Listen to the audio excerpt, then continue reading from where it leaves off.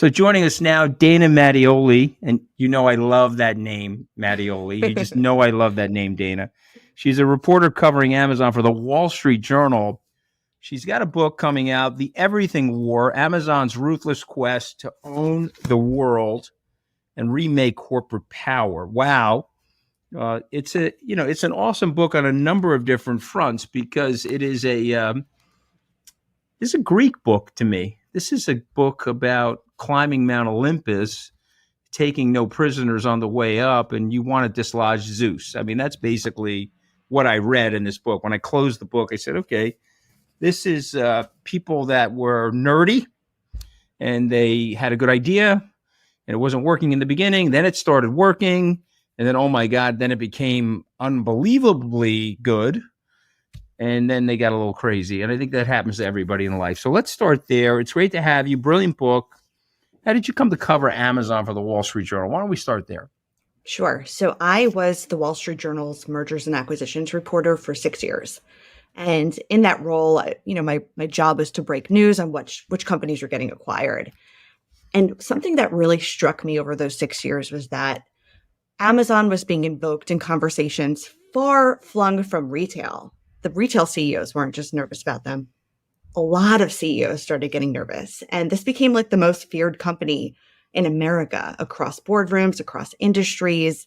My bankers would talk about them. And companies started doing some defensive M&A to try to bulk up and to ward this giant off. If Amazon proofing their businesses, for instance.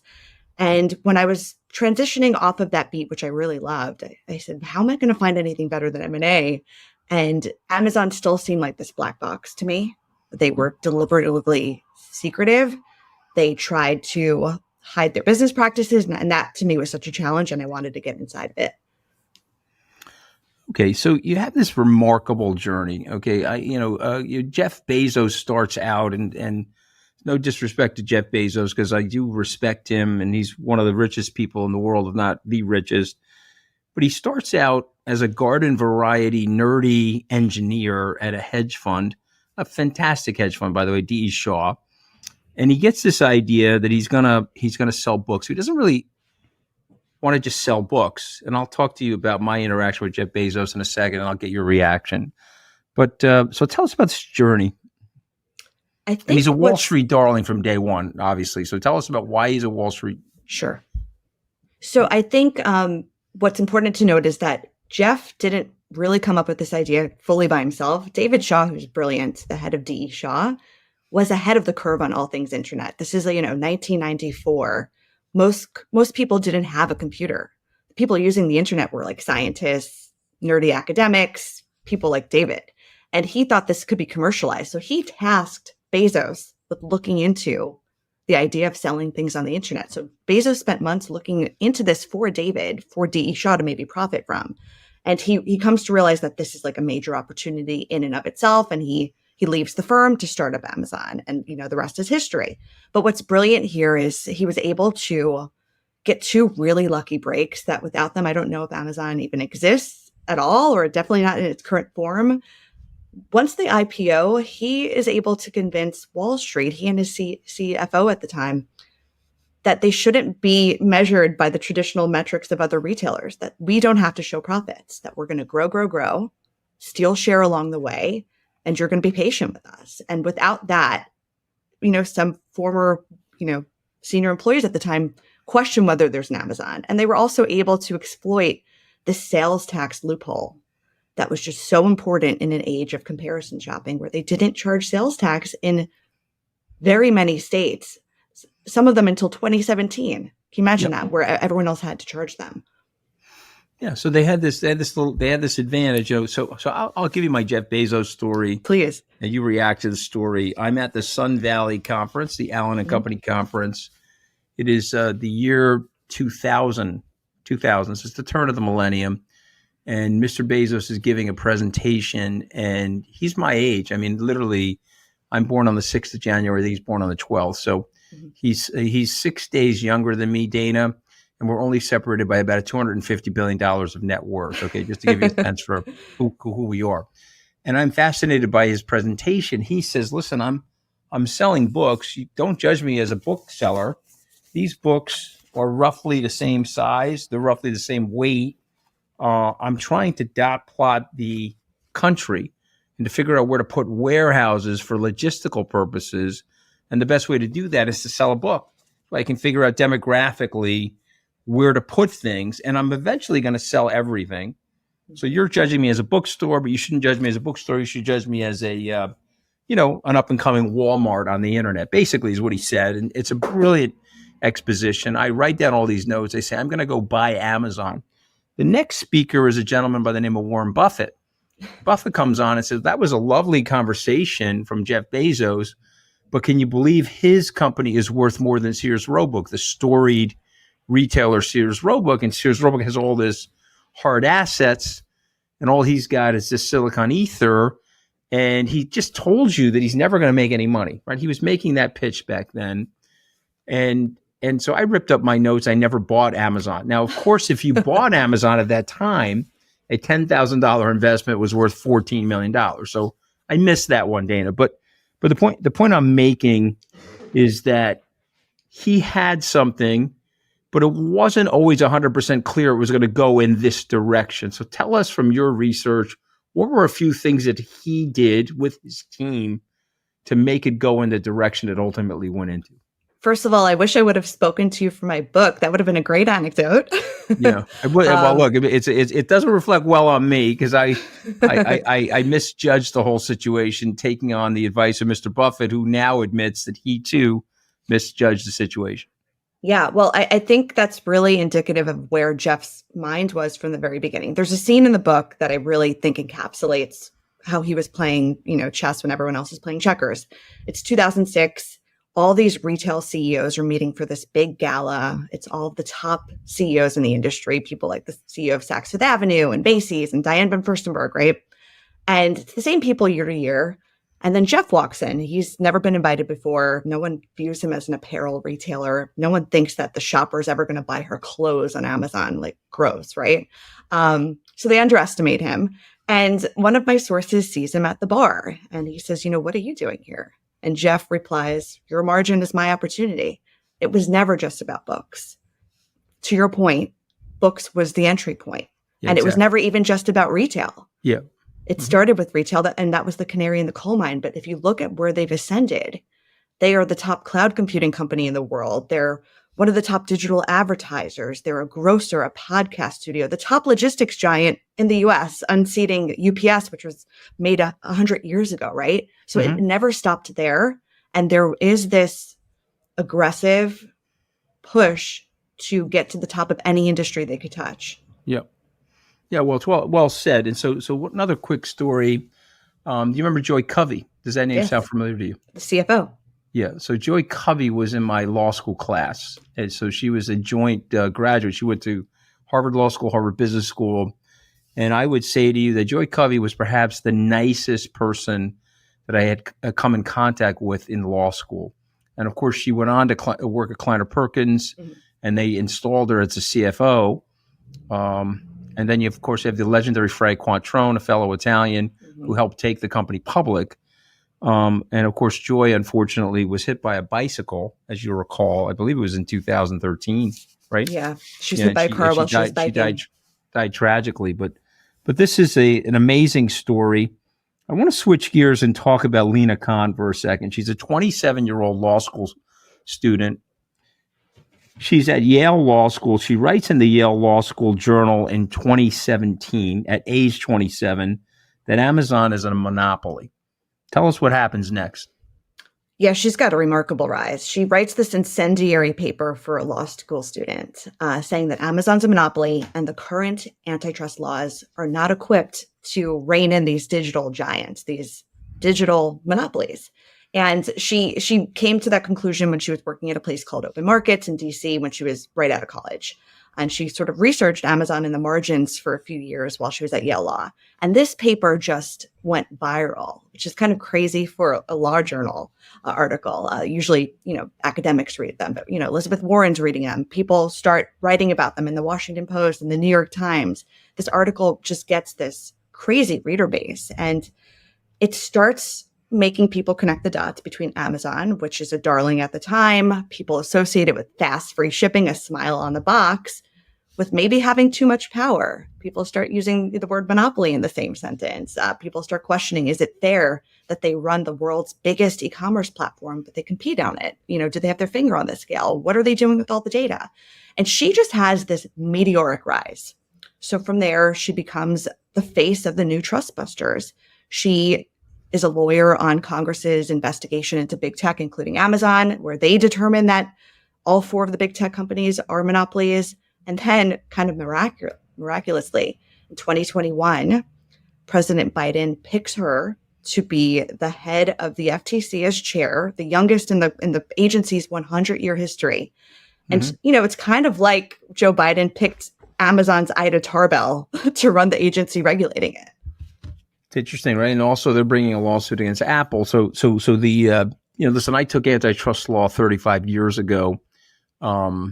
And this is sort of bizarre, but one of the first things that Trump says to me in the White House on my first day, I walk into the Oval Office. He's sitting in the study off the Oval Office. I pass through the Oval into the study. He's wearing his orange bifocals. He never lets anybody see him in those because he can't read without them. And he looks at me and he says angrily, can we break up Amazon? I hate this son of a bitch, Jeff Bezos, and I hate the Washington Post. Can we break up Amazon? I look at him and I say, look, I don't know if we can break up Amazon or not. I mean, I haven't read those laws in a long time, but can we break up Amazon, Dana? Well, the FTC is trying to. In September, Lena Khan and the FTC filed a lawsuit saying that Amazon is this monopoly. And if they are successful, and we won't know for a while, it's not going to go to court until 2026. But if they're successful, there's a chance that Amazon as we know it does not exist in this current form. And you could believe that Amazon is fighting this tooth and nail because the current form that it's in serves it very well. This giant octopus with all of its tentacles is really its secret sauce. So listen, I mean, I think it's good for America, and my buddies in tech are not going to like this, but when you have 6, 7, 8 companies that are controlling the entire economy, it has never been good for America, whether it was Standard Oil, AT&T, IBM, Microsoft in the year 2000. It's never good for America. And so what happens is the great thing about capitalism is that we can grow companies like this, but we have to be mindful of it. And by splitting them up, we create more innovation. And I'll just remind all my tech buddies that the split up of AT&T enabled them to be who they are today because it unleashed all that innovation. It lowered the cost of telecommunications. It broadened broadband and all these other things. So it's just something to think about. So your guess, they split up Amazon? And if they do split it up, what does it get split up into? What are the components that it would be? Okay, so it's a tough question because the FTC is trying to go back. Well, Lena Khan's FTC is trying to go back to a reinterpretation of antitrust in the pre-Bork years before there was a change in thinking about what antitrust purpose was. For the last 40 years, people thought it was about consumer welfare or low prices for consumers. By that standard, Amazon was able to grow because it marketed itself as this low price platform.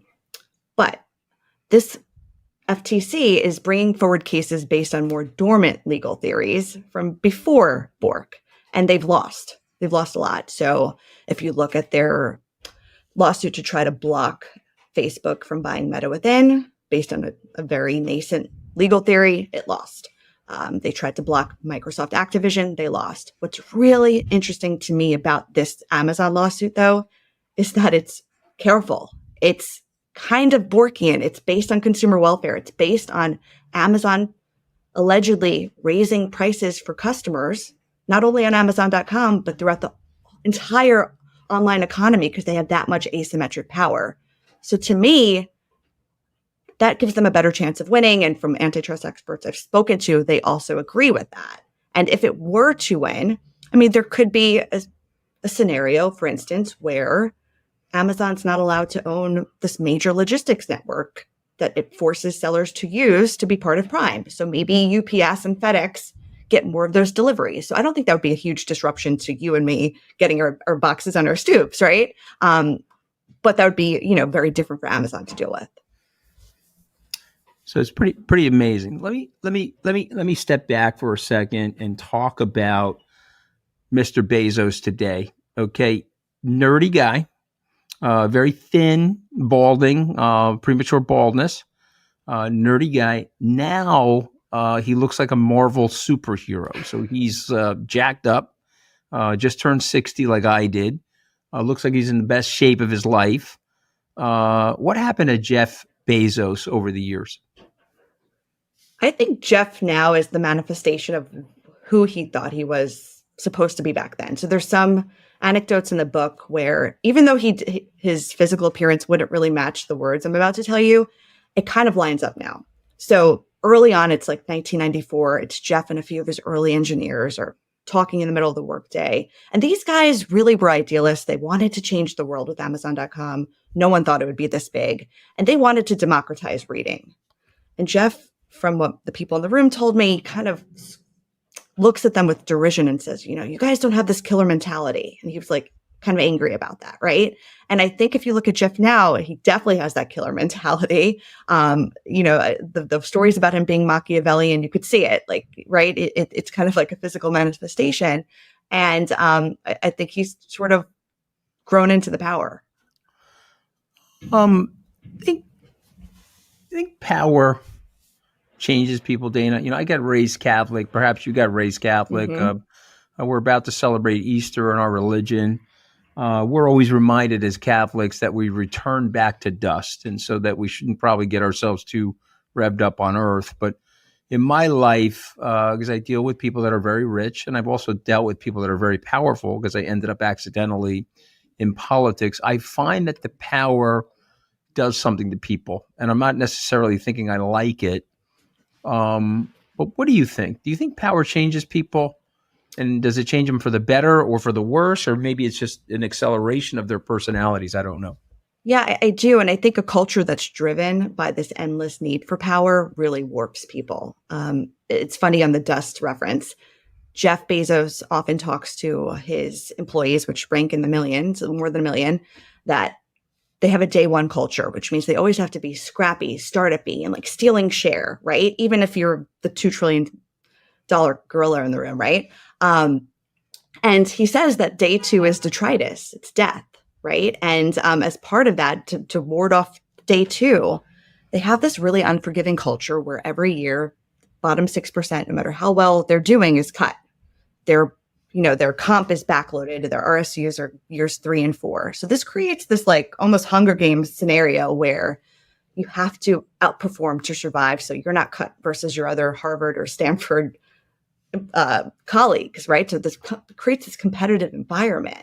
And what I found in the book when we get to like the anti-competitive behaviors is I think a lot of that is driven by this culture where you need to have more power, you need to get more share, you need to get more revenues. You always have to be moving forward to stay away from day two, that you might be tempted to do things that are maybe outside of the realms of what's acceptable in antitrust. Okay, really well said. Okay, so I'm at the point in this interview where I have 5 words or names, Dana, and I give them out to my authors, and then they have to respond. And so I'm going to think of a name, and then you can give me a sentence or a word or something. Okay, you ready? I'm ready. Monopoly. I think of Lina Khan, and I think of John Cantor at the DOJ and how they're trying to reform and bring back antitrust. Is that good for America or bad for America? I think it could be. This has caused some really big conflicts within those agencies, especially the FTC, where people think Khan's agenda is going too far, right? But the antitrust laws are very vaguely worded. There's a lot open for interpretation. Okay. So, I'm a capitalist. I love my country, and I want there to be Jeff Bezos's and Elon Musk. God bless them. They can make hundreds of billions of dollars, but we've got to be very careful about the concentration of power at the top, because it creates a lot of bad outcomes for the country. Remember, we want everybody in the country to do well, not just the people at the top, and you have to allow that to happen through market forces. Otherwise, we're going to have a big disaster on our hands. I don't want to see AOC as the president, Dana. That's me personally. Okay, Let's go to the FTC, those three words, FTC, those three letters, Federal Trade Commission. It's the Federal Trade Commission. I think of, a really prestigious agency that has sort of the weight of the world on its shoulders. They have to set the agenda on competition, but it's also going through a shakeup right now.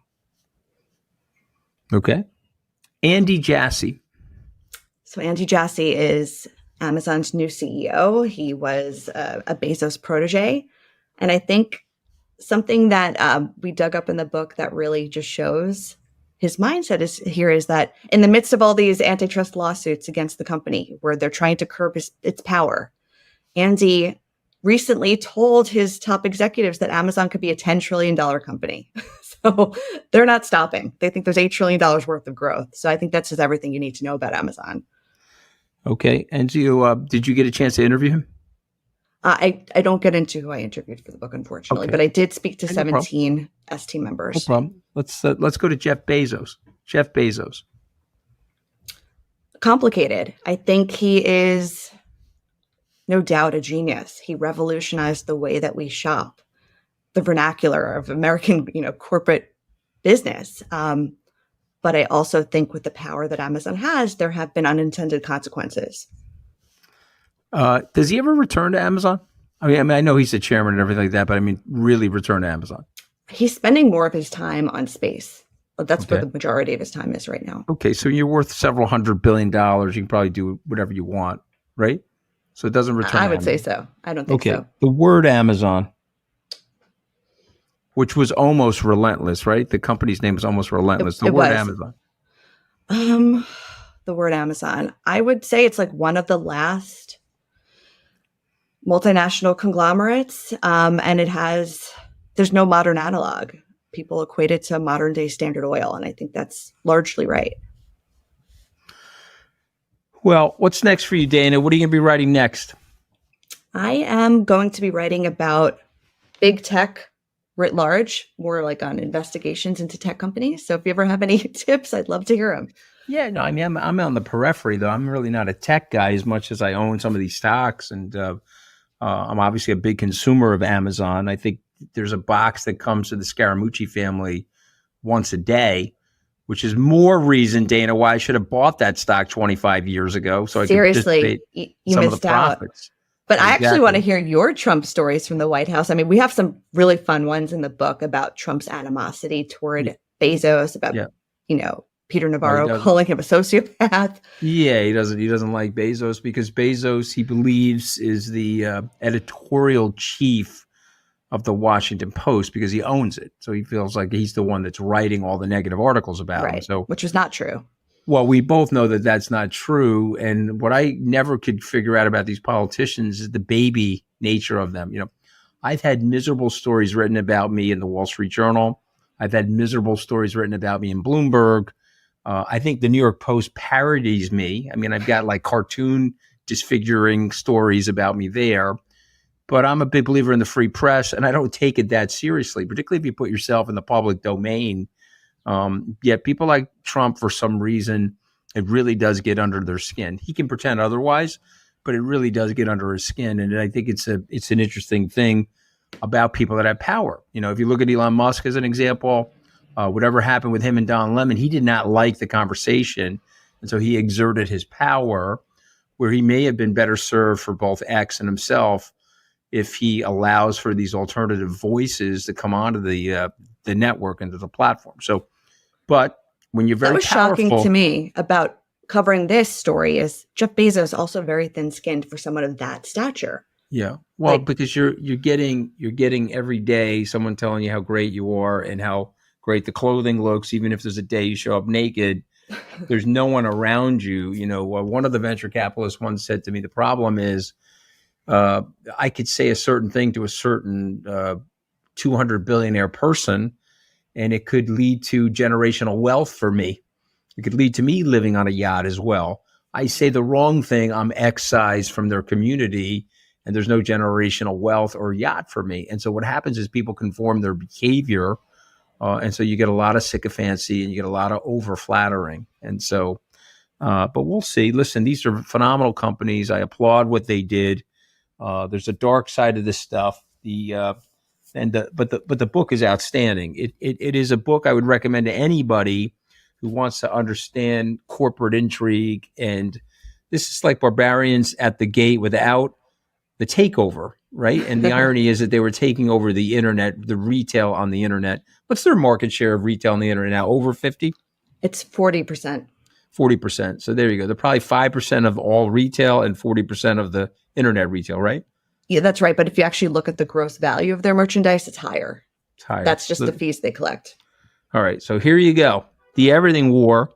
Dana Mattioli, thank you so much for joining us today on Open Book. Thank you for having me. To have on Open Book today, Marianne Williamson. She's a best-selling author, spiritual leader, and a 2024 presidential candidate. She's run for president before. When I say best-selling author, you've written 15 books, Marianne, 4 of which have made number 1 on the New York Times list. The only way I could get one of my books on that list, I'd have to buy all of them, Marianne, but I think they're on to people that try to do that, so I've never done that either. Yeah, like someone else we know. Well, exactly. Well, it's great to have you here. And you ran for the presidency in 2020. I always looked at that and said, wow, that's got to be an incredibly tough thing to do. Let's start there. Why did you decide? I mean, I sort of know the answer to this, but I want our viewers and listeners who may not be as familiar with you. Why did you decide to run? And listen, I think it's one of the toughest things to do in America is run for president. The travel, the scrubbing that you get from the media, the thrubbing, all of that other stuff. So tell me why this brilliant, wonderful career you're transitioning into politics. I think certain things need to be said, and I think certain things need to be done. And I think our political establishment is dominated by a conversation in which the most important things are not usually said, and the most important things are certainly not being done. Rather, the political establishment, the corporatist elements in both major parties, are enabling forces that are actually destroying our democracy. And I look around and I go, is anybody else going to run for president who's going to say this? And I didn't see anyone else coming across the hill. And I said, then I will. Okay, so I have this theory, having been close to it, been burnt by it, and came into it relatively naive, which is hard for me to admit. You like to think of yourself as street smart and seasoned, but the world of politics is so different, at least in my opinion, than the world of business. There are different incentives, different angles of attack. But I feel like the American leadership now has totally lost the plot. They're there in this sort of fever bed of capitalism and cronyism, where lobbyists are paying them to do certain things. They only respond to you if you have money, bags of money. And if you have bags of money, you can get things done like put fertilizer into our food, overly process our food, add food dyes and different things to our food that you couldn't get done in a place like Europe, for example. Big Pharma has its way now with the FDA. The military industrial complex, we are running wars now, 50 years worth of wars. These wars are great for a very small group of people at the top, and they are very ungreat for the rest of the people, particularly the lower and middle class. And oh, by the way, if you're super wealthy and you get in trouble, it's no problem. We're going to lower interest rates, and we're going to give you unlimited amounts of capital from our treasury, so your bank can survive or you can stay rich. But we won't do that for the middle or lower income people. But what we do for them, though, is we cripple them with inflation and devaluation of our money. So if you're getting paid with your time and energy is going towards work, as opposed to you owning assets, the dollar that we put in your pocket is worth 92 cents a year later, and it makes it harder and harder for you to catch up. And so what have I missed, Marianne? Tell me what I've missed, or did I get that wrong? These are all public servants that are serving the American public, and the policies that they're coming up with are actually working for the average American. You were 100% correct. And the only thing that I would modify was your first sentence. You said they've lost the plot. No, they haven't. They've changed the plot. They have changed the plot from democracy to oligarchy, because everything that you just described is an oligarchic system. You described a system in which relatively few people with a lot of money get to govern according to their goal, which is short-term profit maximization for themselves. And that is at the expense of democracy. And you described that situation perfectly. I think it's letting them off the hook too easily to say they've lost the plot. They have intentionally changed the plot, and they continue to do so. And they would have the American people think that qualified leadership is people qualified in maintaining and perpetuating what is essentially that scam. Okay, so I ask people about you all the time. I say, well, what if somebody like Marianne Williamson was to run the government? And invariably, people say that would be wonderful if we had somebody like Marianne Williamson, because you would be doing it to serve people. You would not be doing it to serve yourself. I mean, I've read your books. I understand where you're coming from a spiritual point of view, and where you're coming from a human welfare point of view, and from a place of kindness. So I don't want to be overly cynical, but I want to just point this out. Why can't somebody like you crack through those atmospherics? Like, why are we choosing between demented and dementia? I mean, those are basically our choices for 2024, where if you asked 80% of the American people, I really don't want demented or dementia. I would like to have somebody that, cares about where we're going and would be focused on right or wrong. Okay, so go ahead. What am I getting wrong? Why can't we get somebody like you to break through that haze, if you will? First of all, we can, but we're going to have to rise to the challenge. I think the majority of people, Anthony, are just processing all of this. I think a critical mass on both left and right are, as we speak, waking up to what you've said here, what I've agreed with about the depth of corruption that now infuses our political system, and waking up to the fact that the institutional realities, namely public parties, which we were brought up to believe could be trusted to protect and expand our democratic pillars, are in fact the very problem in too many cases. So I think there has not been apathy. I think there's been confusion and an almost paralysis. But this is no different than in our own personal lives. If you go through something really big, you don't immediately jump into solution. You often say, wait, I got to think this through. Wait a minute. I got to think about this. And I think that's where the American people have been. It's like, wait, we got to think about this. No, we can't have her. We can't have her because she doesn't have all the, she's not a political car mechanic. And then you realize, well, no, but the problem is that we're on the wrong road.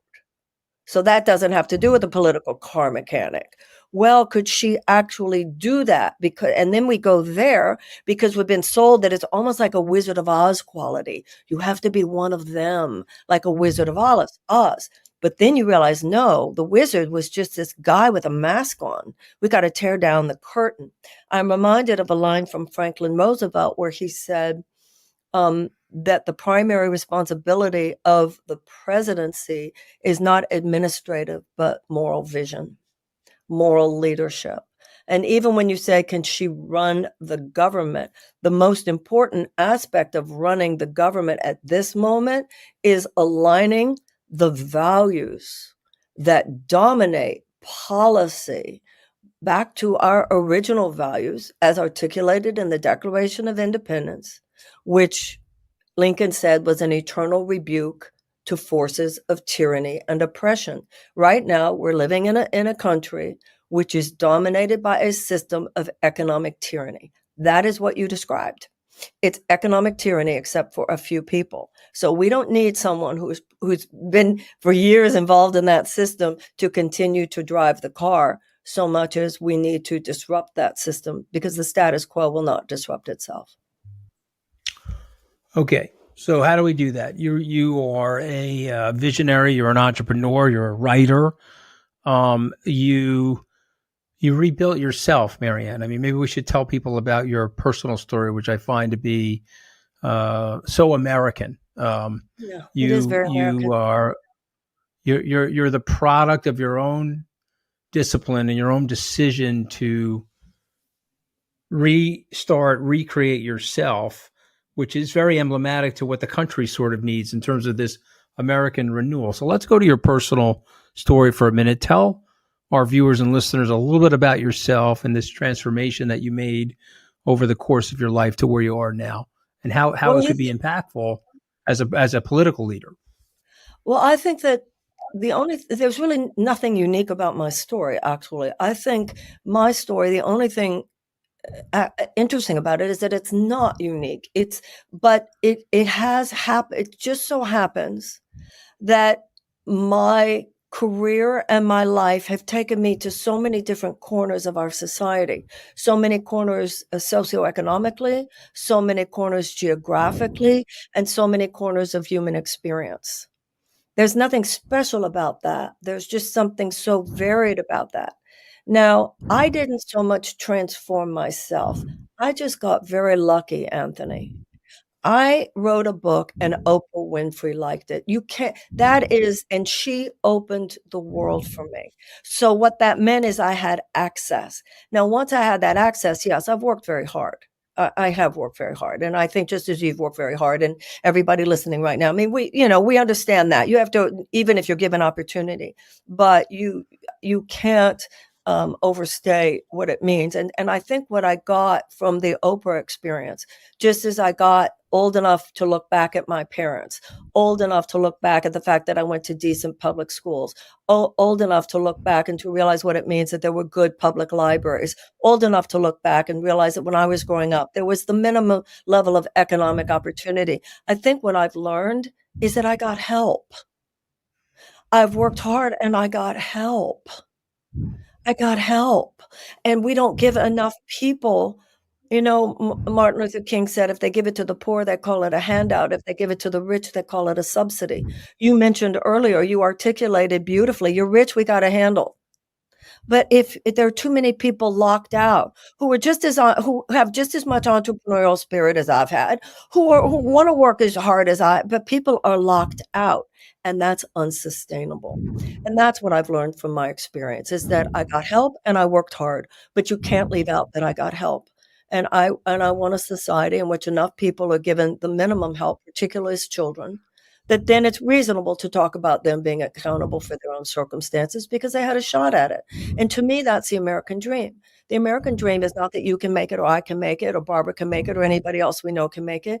It's that we are responsible for a sacred trust, this sacred trust that there would be a possibility within a society of a place where anybody, if they worked hard enough, had a shot at it. So, I mean, it's beautifully stated, and we are in a total agreement because even my very rich friends who seem either ignorant or knowingly ignorant, willfully ignorant, or just uninterested, there is a level of the starting blocks now are so ridiculously unequal. The public school that I attended is still quite a good public school system, but frankly, it's in an affluent community. My dad was the crane operator out here on Long Island in a very affluent community. And so if you tell me the zip code of the kid, I can tell you whether or not they're getting a good public school education, right? Absolutely. But you and I both know that all of this is very uneven and very unfair, and we don't choose our parents. And so therefore, the country is rich enough where we could create a platform of equal opportunity for people, where there could be a package of things we provide to our citizens, whether it's healthcare or quality education, K through 12, so that they can at least get to the starting line. So exactly. So why the callous indifference, though? You're a very empathic person. I've read several of your books, Return to Love, the book on miracles that you wrote. Why have we grown callous? Why, if I make that a conversation piece with somebody at a hoi polloi cocktail party, they groan and roll their eyes and tell me, yeah, well, that's not going to happen, and why, if we're not careful, Marianne, we're going to be living, the wealthy at least are going to be living in these barbed-wired security compounds absolutely like correct, they do with in South bodyguards, even to go to the grocery store. You're absolutely correct. Correct. All right. So Why are we so? Why don't we want to help our neighbor like we did 100+ years ago? Where Henry Ford, bad guy. I mean, obviously a racist and so forth. But he was like, you know what? I'm going to pay these workers enough money so that they can afford the car they're making, and I'm going to put them in a house, and they're going to have a good public school. This way, they don't come after me with a tiki torch and a pitchfork while I'm trying to have my caviar in my mansion. Why are we? How do we lose sight of that? Okay, so what we lost sight of was the power of democracy. So let's talk about this for a minute. Jefferson said that the only safe repository for power in this country is in the hands of the people. I believe that the majority of American people would agree with what you and I were saying. So when you say, how did we, everything you described was the people at those fancy cocktail parties. I'm sorry. Not every rich person is a greedy bastard. But the group of people that you're talking about who have lost so much empathy, who are living in this bubble that emotionally buffers them from the suffering that is so endemic in this society today, they should not be in control to the extent to which they are in control. That is what an oligarchy is. I believe that the majority of American people would agree with everything you and I have said. The American people are not the problem. We are a decent people. The majority of American people want our kids to go to decent schools where they're not worried about getting shot at school, where there's not carcinogens in our food and forever chemicals in our water and pesticides in our food and all the things that you've described. The problem is we have a sclerotic political system that is sitting on top of the will of the people, so that the will of the people is being suppressed. And instead, the will of the people at the cocktail parties you're talking about is holding sway because of the money, that their undue financial influence. How they lost the plot, there's somebody told me the other day, there's this term, have you heard this term, ethical fading? You heard that term recently? I haven't, but explain it to me. Yeah, it's interesting. It's when people either they get too powerful or they get too much money or there's too much concentration on stockholder value or whatever it is in somebody's life, and they start making an ethical compromise. And it's usually not a big ethical compromise. It's a little ethical compromise, and it's just ethical fading until you've got a situation where nobody's just saying, "Hey, wait a minute, we can't do this. It could hurt a child." But I go back to what I said before, and I think this is so important. I think the majority of American people are in touch with human suffering and human empathy. The problem is the political system that does not now work to serve the will of the people. And the only way to override this, and I say this as a candidate because I've seen this up close and personal, the only way to override this is with a revolution at the ballot box. Because otherwise the system is locked up by everything that you've described here. That's fascinating. Let's talk about Return to Love for a second, if you don't mind, because I love that book. Thank you.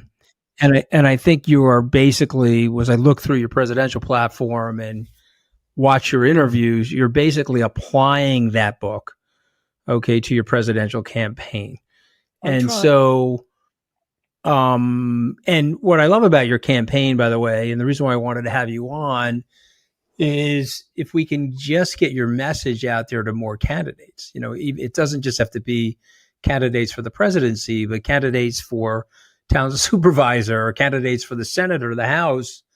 It could have a transitional positive effect. It could reverse some of the trends that you're describing. So let's talk about Return to Love and applying those lessons, and give our listeners and viewers a sense for what I mean.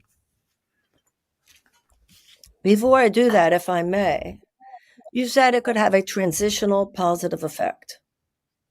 We don't have time for a transitional positive effect.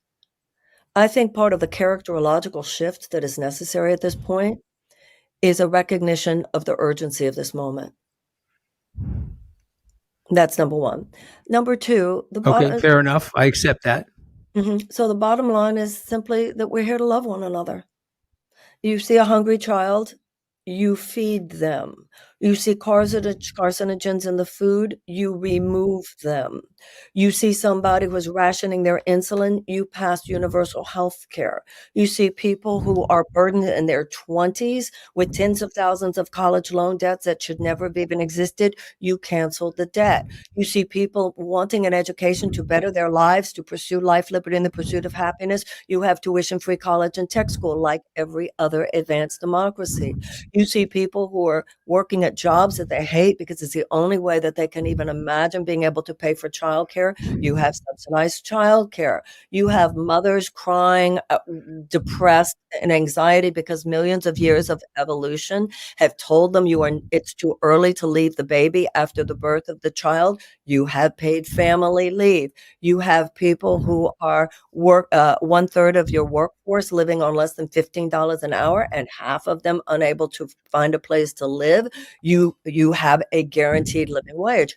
And I also want to point out, Anthony, that everything that I just described is considered in every advanced European democracy except ours, which is not European, obviously, a moderate position.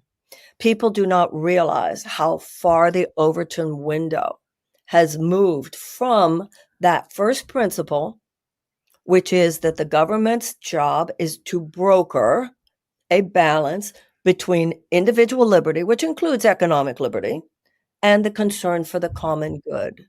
We now have the policy after policy that is passed in ways that you have mentioned to help those who have already accumulated capital accumulate more at the expense of the majority of Americans who are literally struggling just to make it at all. And the level of personal and societal dysfunction that inevitably arises from this and is arising, our suicide rates, our lower life expectancy, people dying from lack of health care, deaths of despair, diseases of despair, people's lives are falling apart. And that system does not care in the same way that you described that cocktail party. They roll their eyes at what you and I are saying. That's fine. They shouldn't be in charge. They should have the same weight of influence that every other democracy. That every other citizen. That's what democracy is supposed to be. That whether you're rich or you're poor, you get to weigh in and have the same influence. And that is what we've lost in this country. And that is why we are where we are. Okay, it's very, very well said. And when I listen to you, I'm like, okay, that's exactly the right message with the right vision. So how do we convert that into winning? Tell me how we're going to win the campaign. Okay.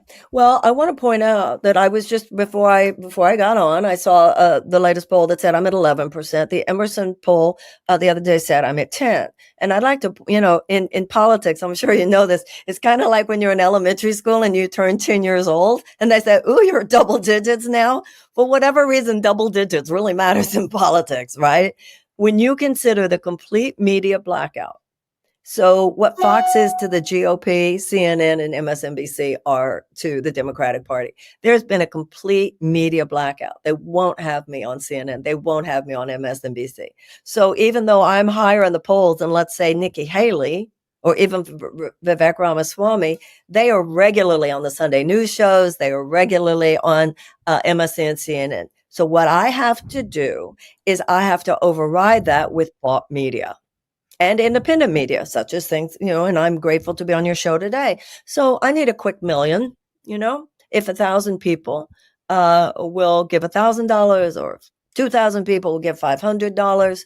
I know that a lot of this is not mystery. It's math. Do I have the money? I have the campaign. We just need to scale up. I'll have one staff member on something where I should have 3. I'll have one office when we should have 3. I'll have 2 people on a team that should have 6. It's not mysterious, but wherever I go, we get the interest, we get the standing ovations, we get all that. My problem is that too many people don't even know that my campaign exists. So the answer to your question is it's happening. It's happening despite that, but obviously we don't have a lot of time, and we need people to volunteer. We need people to go to marianne2024.com, volunteer, spread the word, get on social media, and obviously give financial support where they can. Well, and give us the website just so everybody has it. Thank you. Marianne, that's Marianne 2024.com. Okay. I want to go back to this this age of cynicism that we're in. Yeah. So you're not being put on. So that obviously is a material block, but that fits the oligarch narrative, right? And by the way, if Absolutely. Vivek Ramaswamy, and no offense to Vivek, I've listened to him. I think he's inexperienced. He doesn't have like the. You have something that we're sorely needed. You have something called savoir faire. Okay, you're going to do the right thing in any circumstance, or at least try to do the right thing in every circumstance. So, Vivek, I'm going to give him the opportunity to come on the show, as they've given all presidential candidates come on the show. But I would say this right to his face: he lacks experience and he lacks touch and empathy for people. But they put him on. They put him on because he's a person of color. Okay, and they put him on because he's not at 20% of the polls. If he was at 25% in the polls, Marianne, they would knock him with a ray gun as hard as they possibly could. And so I guess what I'm wondering is, this oligarchical system that we have now, has it made it impossible for a reformer? Absolutely. Because of the media conglomeratization. When I was a child, the same company could not own the newspaper and the radio and the television, because it was guaranteed, they codified it into law, that there would be a diversification of opinion. Today, we have a matrix of corporate overlords, and part of that matrix is major media empires. Now, I used to think that the political parties chopped wood and carried water for these multi-billion-dollar industries, and I've come to realize, no, they are one of those multi-billion-dollar industries. So you're right, there's a blockage, and everything that you and I have been talking about, I think this is important. The majority of Republicans as well as Democrats want universal health care. Poll after poll shows that. The majorities of Republicans as well as Democrats want tuition-free college and tech school, which we had until the 1970s. Polls show that. The majority of Republicans as well as Democrats, and including the majority of gun owners, want more common sense gun laws. The problem is they don't want anybody speaking a message like this, because they know it could start a political wildfire and it overthrows their perch. This really is a second American revolution. It's a revolution of consciousness. It's a revolution at the ballot box. But if anybody who thinks we can just continue to vote for the status quo of either major party and make these incremental changes, then it's simply a matter of whether your democracy is in a nosedive or in a managed decline. Many issues right now. We have global issues. We have domestic issues. Take me through the top 2 or 3 domestically and the top 2 or 3 internationally that you would work on immediately. Domestically, we need an economic bill of rights. Franklin Roosevelt said there are 4 freedoms, and 2 of them are freedom from want. They're the freedoms of speech, religion, protest, etc.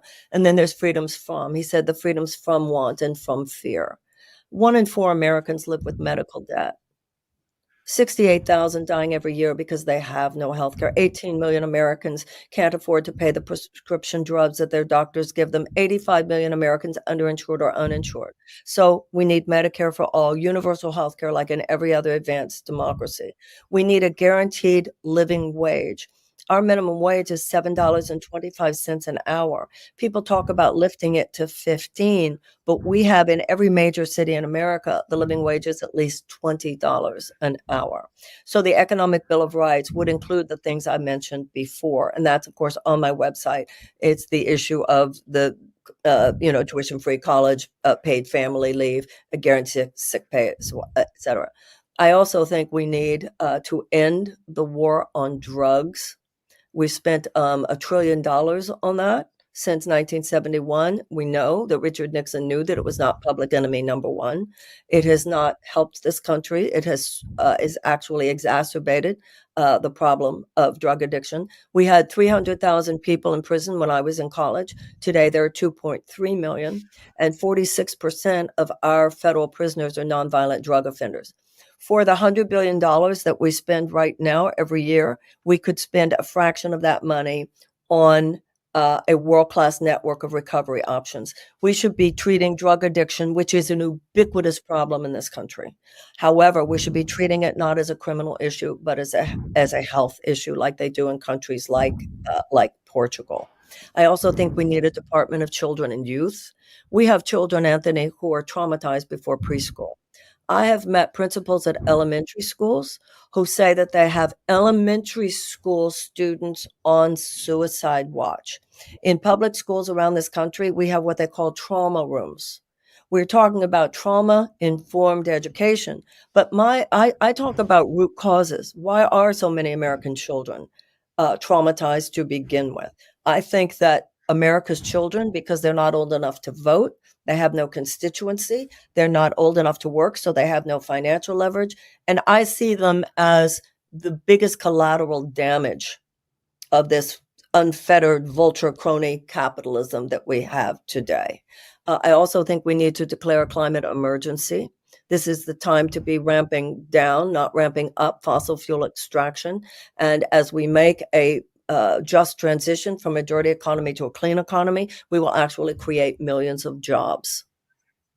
And I think that no matter what you're talking about, whether you're talking about criminal justice issues, whether you're talking about racial justice issues, whether you're talking about drugs, whether you're talking about food, no matter what, you cannot overstate the role that economic insecurity and anxiety is playing as a root cause. And people's lives are falling apart.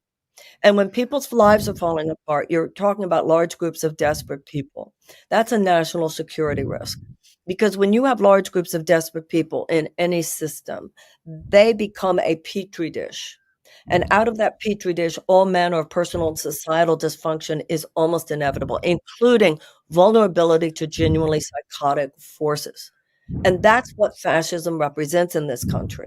Franklin Roosevelt said we wouldn't have to worry about a fascist takeover as long as democracy delivered on its promises. So the biggest problem is that democracy is not delivering on its promises. And if the Democrats do not offer a real alternative to fascism in 2024, a more inspiring agenda that viscerally improves their lives immediately, then we're going to be in terrible, terrible problem. And it could even be the end of our democracy.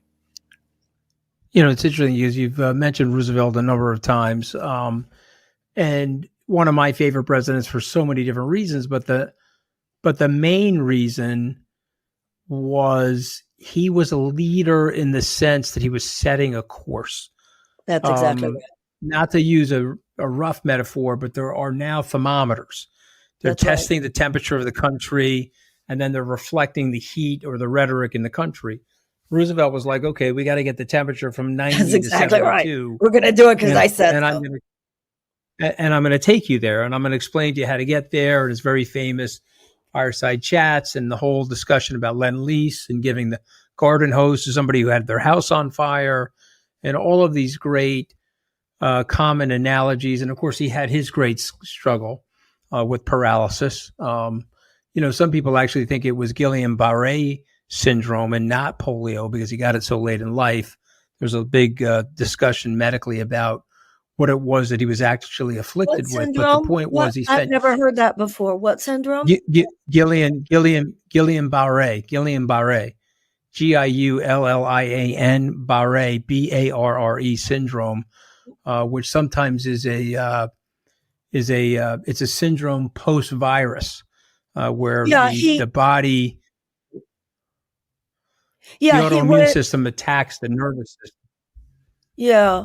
Of course, when you think about it, the medical testing and the level of medical testing, we do know that he went to a park that day for a political rally that he felt he wasn't supposed to go to. He didn't listen to his own inner guidance, and he used a public water fountain. He came home that day, he took a nap, and basically he was never able to walk again after that. Yeah. So again, Jay Winnick in the book 1944 was interesting because he suggested in that book that because of his age 39, it may not have been infantile paralysis because that seemed to be a disease that was afflicting people at younger ages. I'm not saying it wasn't polio. Mm-hmm. That was the the idea of it. But the reason I'm bringing it up is just that if you think of what he had to overcome as a human being and to rise to the presidency, it was monumental, but he was up to monumental tasks. And so Well, that's the reason why I find what you're saying and your messaging so interesting, because we need somebody monumental right at this moment who's up for this sort of monumental task. well, it's wonderful talking to someone who shares my deep interest in Roosevelt, because there's so much to what you're saying. He was tall, dark, handsome, governor of New York. I mean, Teddy Roosevelt's nephew, a Roosevelt, a Delano. I mean, he had, he was more one of those people at the cocktail party that you described. And his having to triumph over polio, and also, or whatever it was. And then his going down to Georgia, and people who had never even heard of him, who didn't see him as a fancy person, Roosevelt, because they didn't even know what that meant at that time, particularly. They saw him just as another sufferer, and the empathy that they showed to him.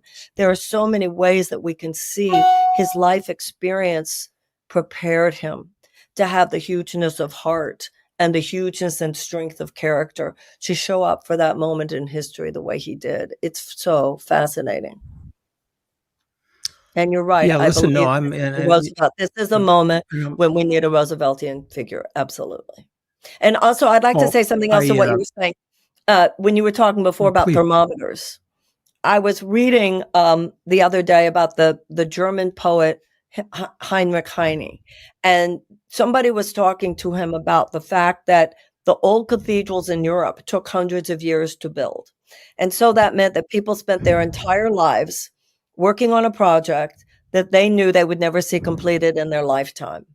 And somebody was asking Heinrich Heine about what force or facet of character does it take for someone to be willing to work their entire lives on something that will give them personally no particular satisfaction other than that they participated.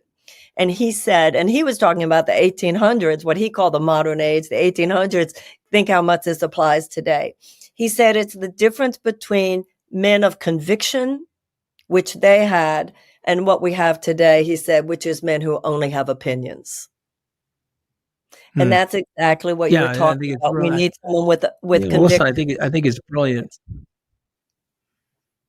Well, I'm a huge Rooseveltian fan, and you may have read these books, so I'm going to offer them up as a suggestion to you.